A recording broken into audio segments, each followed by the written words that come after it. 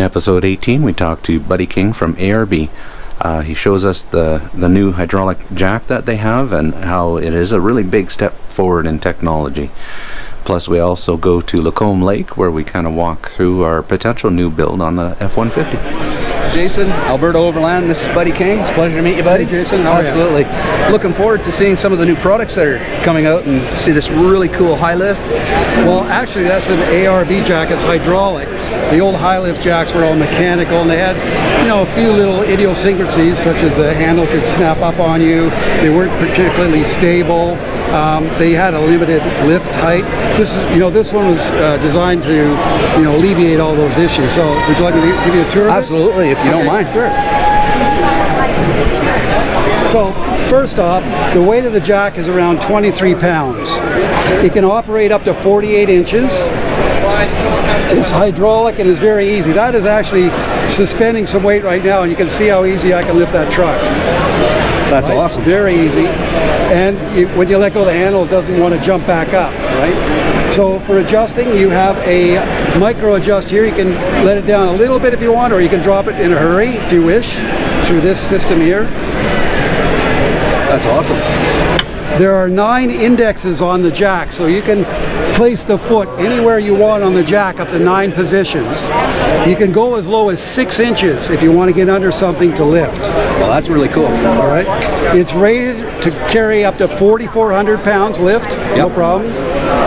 It does come with an optional jack base, so if you're in sand and such, gives you more stability. And lastly, if you notice, it's recessed here. Yes. So if you want to break a bead on a tire, you can actually put the jack on a tire. That follows the rim, and as you jack up, that will actually push the tire off a rim. So if you need to break a bead on a tire, it'll do that as well. Oh, that's actually really awesome. Very easy to operate.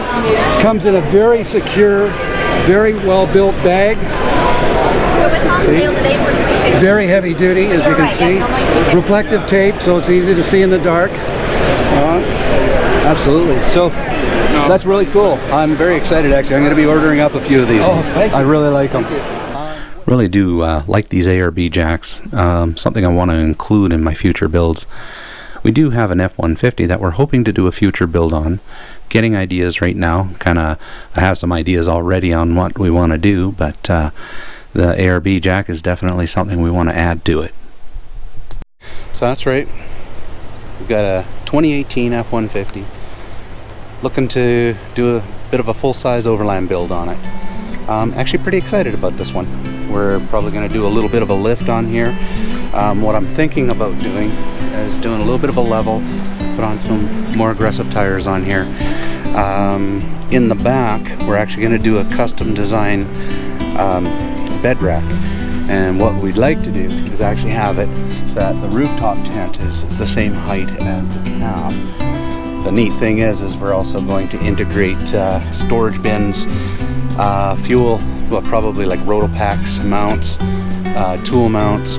In the back, we're actually going to there we go, put a couple slide systems in underneath the rack, where we'll have the freezer and fridge mounted, and a couple of storage bins. So pretty excited about this build, and always wanted to do a full-size Overland build, and this is the time. A little bit of a rainy day today, but out doing some exploring. Cool thing is we actually came across a couple of old homesteads, so I think I'm actually going to look up the history on these and kind of see exactly what they are, who they are belonging to, and then that way we're not accused of trespassing, and ask permission to go and get some details on it.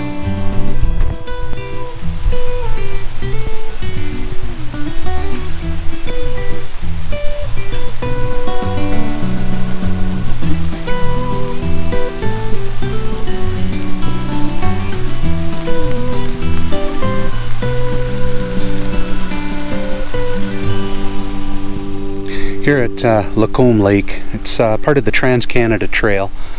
It's kind of a little hidden gem of a lake, actually. It's absolutely beautiful. This is the marshier, swampier side here, but there's so much wildlife and waterfowl that live here. It's pretty beautiful. You know, sometimes you don't realize what's right in your own backyard until you actually go out and take a look.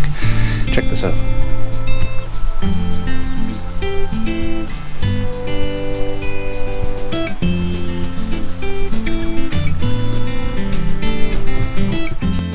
What is kind of neat is that it is part of the Trans-Canada Trail, so you do see a lot of bikers and hikers use this a lot during the daytime.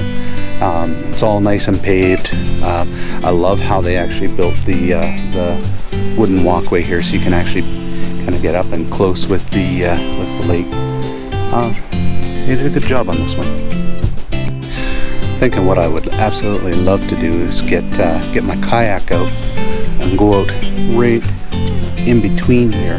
There's a bigger part of the lake on the other side of that island over there, so it'd be kind of cool to go out and explore. Anyways, this is a beautiful spot. We've been out camping here a few times as well, and it's absolutely peaceful.